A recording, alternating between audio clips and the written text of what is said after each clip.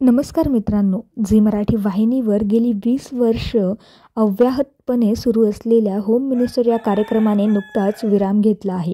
आदेश बांदेकरांनी या कार्यक्रमाची धुरा सांभाळली होती. आदेश बांदेकर यांनी आजवर एक सुप्रसिद्ध नाटक, चित्रपट तसेच मालिकेत उत्तम भूमिका साकारत कलाविश्वात एक वेगळे स्थान निर्माण केलं आहे. मात्र नुकतंच त्यांच्यावर दुःखाचा डोंगर कोसळला आहे. त्यांच्या अगदी जवळच्या व्यक्तीचे निधन झाले आहे. चला तर मग जाणून घेऊयात कोणती आहे ती व्यक्ती व काय आहे संपूर्ण माहिती. पण तत्पूर्वी तुम्ही जर आपल्या न्यूज चॅनलला अजून सबस्क्राईब केलं नसेल तर नक्की सबस्क्राईब करून घ्या, जेणेकरून मनोरंजन विश्वातील नवनवीन घडामोडी तुमच्यापर्यंत सर्वात आधी येऊन पोहोचत राहतील. तर मित्रांनो, लोकप्रिय अभिनेते आदेश बांदेकर यांच्या आईचे दुःखद निधन झाले आहे. वृद्धापकाळाने त्यांनी या जगाचा अखेरचा निरोप घेतला आहे. हे सांगताना आदेश बांदेकर यांच्या अश्रूंचा बांध फुटला आहे. ते भावुक झाले आहेत. माझी आई आयुष्यभर तिने स्ट्रगल केलं. आमचं अख्खं कुटुंब उभं करण्यासाठी धडपडली.